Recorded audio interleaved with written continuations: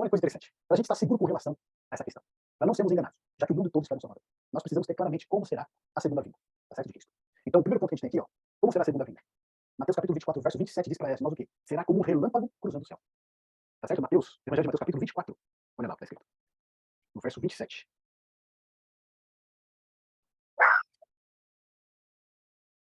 Verso 27. Porque assim como o relâmpago sai do Oriente e se mostra até o Ocidente, assim será também a vinda do Filho do Homem. Ou seja, como o relâmpago ele cruza o céu. Ele é tanto visível como audível. Tá certo? Você tanto vê ele rasgando o céu, como também você ouve o som que ele faz. Então, primeiro o relâmpago, depois o trovão. Né? Então, ele é tanto visível quanto audível. Assim será também a volta do Senhor Jesus. Não vai ser algo escondido, não vai ser algo para poucos. Mas todas as pessoas vão ver e vão o quê? Vão ouvir. Tá certo? A vinda do Senhor Jesus. Então, aqui está o primeiro ponto para a gente não ser enganado. Por mais que Satanás imite a volta de Jesus, né, ele queira imitar a volta de Jesus, ele não vai conseguir reproduzir exatamente igual. Tá certo? Vai ter um limite para ele. Ele vai operar sinais, ele vai operar milagres, mas Deus ele vai restringir, né, aquilo que ele pode ou não fazer. Tá certo? Igual Elias lá, quando ele enfrentou os profetas de Baal, tá certo? E os profetas de Baal se cortando para que, né, descesse fogo do céu e queimasse o sacrifício deles, mas ali não foi permitido Satanás operar aquele sinal. Somente Deus operou o sinal. Quando Elias, então, fez o sacrifício no ouro a Deus. Então Deus ele vai restringir também a operação de Satanás, né? Ele vai dar liberdade para ele, mas ele vai restringir para que ele não imite a volta do Senhor Jesus, como está na palavra de Deus.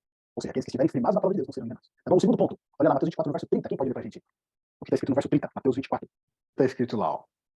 Então aparecerá no céu o sinal do Filho do Homem, e todas as tribos da terra se lamentarão e verão o Filho do Homem vindo sobre as nuvens do céu com poder e grande glória. Ou seja, todas as pessoas irão o quê? Vê-lo. Tá certo? Não será apenas um grupo, não será pela TV, não será pela internet, não. Todas as pessoas verão ele com seus próprios olhos. Tá certo? Então esse é um outro ponto aqui pra gente.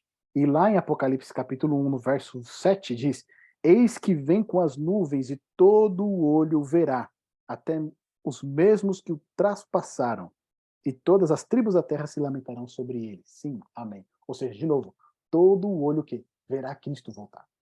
Então aqui a gente tem mais um outro ponto de como será a segunda vinda de Jesus. Terceiro, Jesus ele virá na companhia dos seus anjos. Olha lá, Mateus de novo, 24, verso 31. Está escrito assim: E ele enviará os seus anjos com um rijo clamor de trombeta, os quais ajuntarão seus escolhidos desde os quatro ventos de uma a outra extremidade dos céus. Então Jesus ele retornará com a companhia dos seus anjos. Então você imagina o seguinte, lá em Apocalipse vai falar que 1/3 dos anjos do céu caíram para a terra junto com Satanás. Tá certo? 2/3 ainda ficaram lá. Então imagina como o céu vai ficar, né, com Cristo e todos desses 2/3 de anjos. Tá certo? Então o céu vai ficar repleto de anjos. Não vai ser uma coisinha pequena, né? Mas vai ficar repleta de anjos. E esses anjos, eles vão buscar o quê? Eles vão buscar ali os escolhidos. Eles vão pegar ali cada um de nós e levar para o encontro com o Senhor Jesus. Um outro ponto que a gente tem aqui, olha só. Haverá um grande abalo na terra. Apocalipse 6, dos versos 14 a 17, né, a abertura lá do sexto selo. Olha o que está escrito lá para a gente. Ó. Apocalipse 6, verso 14 a 17. E o céu retirou-se como um livro que se enrola, e todos os montes e ilhas foram removidos dos seus lugares.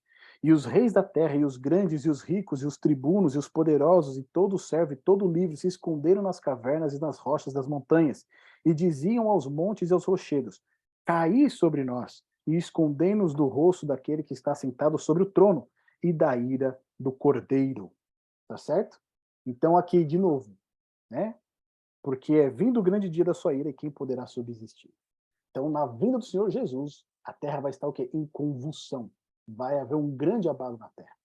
Né? Ele não vai ficar aqui na terra, ele vai para um lugar, depois ele vai para o outro, depois ele volta, depois ele aparece nos Estados Unidos, depois ele aparece na Europa. Não. Na volta de Jesus, a terra vai estar em convulsão. Um grande abalo vai ocorrer na terra. E não somente isso. Em 1 Tessalonicenses, no capítulo 4, verso 17, olha o que está escrito lá. Ó. 1 Tessalonicenses, capítulo 4, verso 17. Paulo aqui falando, né, da vinda do Senhor Jesus.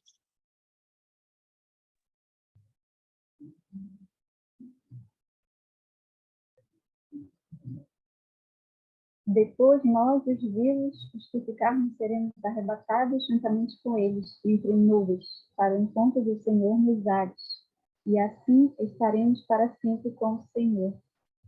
Então aqui, obrigado, Mayra. Paulo falando, né, a respeito que da vinda de Jesus.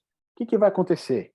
Os vivos e os mortos que foram ressuscitados, eles vão ser arrebatados juntos para o encontro com Jesus aonde? Nos ares.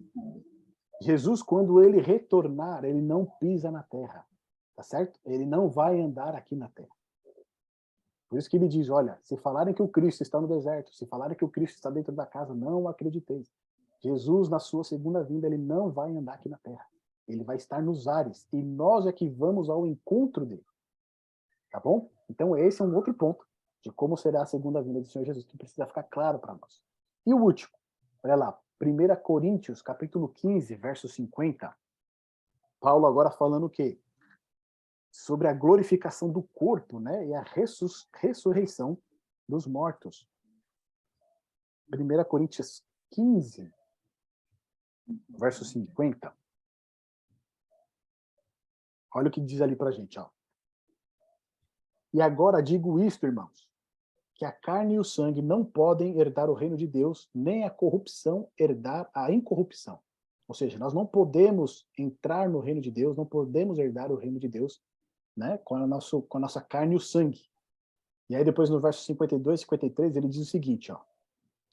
Num momento, num abrir e fechar de olhos, ante a última trombeta, porque a trombeta soará, e os mortos ressuscitarão incorruptíveis, e nós seremos transformados. Porque convém que isto que é corruptível, ou seja, nosso corpo, se revista da incorruptibilidade, e que isto que é mortal se revista o quê? Da imortalidade. Então, na volta do Senhor Jesus, os que tiverem mortos vão ressuscitar com o corpo glorificado, o corpo semelhante ao de Cristo na sua ressurreição. E os vivos, eles serão o quê? Transformados. Tá certo? O nosso corpo, ele vai ser transformado. Dessa corrupção que nós temos hoje em nosso corpo, nós teremos agora um corpo glorificado, assim como Cristo também o teve. Então, esses pontos, eles são fundamentais para nós compreendermos a respeito da vinda do Senhor Jesus, para não sermos enganados. Será como um relâmpago cruzando o céu. A gente vai ver, a gente vai ouvir, todas as pessoas verão, e não vai ser, né, por nenhuma mídia, vai ver com seus próprios olhos. Ele virá na companhia de todos os seus anjos, haverá um grande abalo na terra, os salvos irão ao encontro de Jesus nos ares. Jesus, ele não pisa na terra na sua segunda vinda. E os mortos o quê?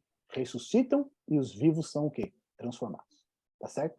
Então, se nós estivermos firmados nessas palavras, não somente no entendimento, mas no nosso coração, nós não seremos enganados.